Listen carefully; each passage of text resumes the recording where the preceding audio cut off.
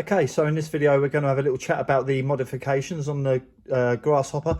I've got a candy green one here and a original white one there. So in this video we're going to have a little chat about the modifications that I've done on them, mainly focusing on the green one, and then in another video I'll go deeper into the modifications that I've got on the white one and have a running video of that as well, so you can see how they work. Okay, here goes.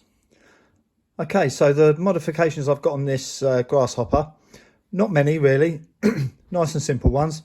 Full bearing kit, obviously, don't need to talk about that too much. I have a black sport tuned motor to give it a little bit more pep, but also I went for the black sport tune because I think the colour suited the actual car more. So it's mainly so it looks nicer on the shelf, which I think it does. Oil-filled rear shocks. Now that's quite a rare upgrade for a Grasshopper, and I managed to find these ones quite cheap. They don't really make much of a difference on this, to be honest, but they look nice, and it's just a nice upgrade to be able to say you've got on a Grasshopper. They're not the easiest things to find for a Grasshopper, and it was simple. I also, there's a couple of little bits I do to make the Grasshopper a little bit less rickety. See, under the suspension here, I always put a couple of those shock absorber rubber seals underneath the screw head. It just takes that clanking noise out of the suspension returning, which helps. I also, it's an old school fix, but I also put a servo horn or anything I've got knocking about really over the battery compartment using the existing screws, but it just stops that from falling out. Anyone who's had these before will know that 9 out of 10 times on a run the battery compartment will fall off, and the battery will fall out and it will drag it around with it. So that just helps get rid of that.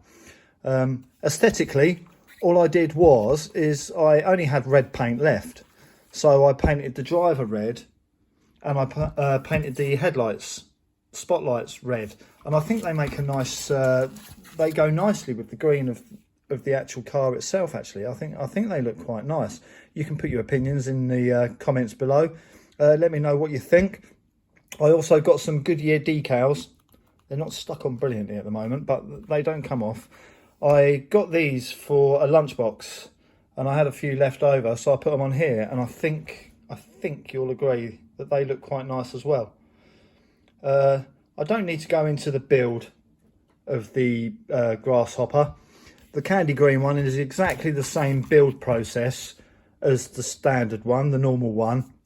The shell's already painted, so yeah, it's pretty much, it is what it is. It's just a different colour, but it is a really nice colour. I much prefer this than the original white. Now there are other upgrades you can do on the Grasshopper. They are fairly limited, but there are other upgrades you can do. I'm going to go into them a little bit further with my standard white Grasshopper, which I will now put in place. Okay, so I've got oil-filled front shocks and oil-filled rear shocks on this one, and I've got a torque-tuned motor in it, which is pretty much a sweet spot for a Grasshopper. It's enough. A torque-tuned motor is enough. You go too wild on these and they just bounce themselves around all over the place. That's pretty much a sweet spot. But as you can see, the damping from standard is a lot different. It's a lot better. So watch the rebound. It's a lot better, and it does handle better. It doesn't take away the character of the Grasshopper. They were quite a cheap replacement at the time, but they seem to have gone up a little bit on eBay recently. I think they're coming out at about 35-40 quid, which I wouldn't say they're worth that, no way. But if you could manage, I think when I got these, they cost me about 15 quid, which is worth it. So if you can do that, if you can get them for around that price, then go for it. But I wouldn't go spending 40 quid on them. It's just not worth it. So going back to the candy green, that's pretty much my little chat about this over and done with.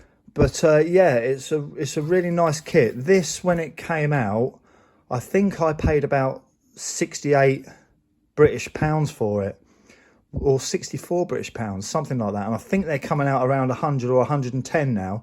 I don't know if the stock is still limited or not, but these are definitely a nice one to have in a vintage collection. I know they're not vintage, but they're as near enough. It would just be nice to be able to get the old school like Weber sticker and things like that, perhaps from MCI. That would be a nice touch. And if I get another one or another shell, I might do that. But as it goes, they look like a nice buggy, so I'll just give you a little 360 tour of it. So that's from the front. Looks nice. From the other side. Yep, it's a Grasshopper. Why they didn't make them this colour in the first place, I don't know, but it's nice to have the two, isn't it? And that's from the rear. So yeah, they look nice. They handle well. We'll probably do a running video, but I won't do a running video of the candy green one. This is my Shelf Queen. I'll do a running video of the of my white one with the oil shocks on, so you can see what you think of that. Yeah, so any comments or questions or advice or anything, then please put it in the comments below. And please, if you find my videos interesting in the slightest, then please like and subscribe. Maybe hit the notification bell, because I'm going to be uploading quite a few videos of a lot of cars I've got, and my videos are short, so you know, I'll try not to bore you too much. But yeah, thank you anyway for watching, and you have a good day.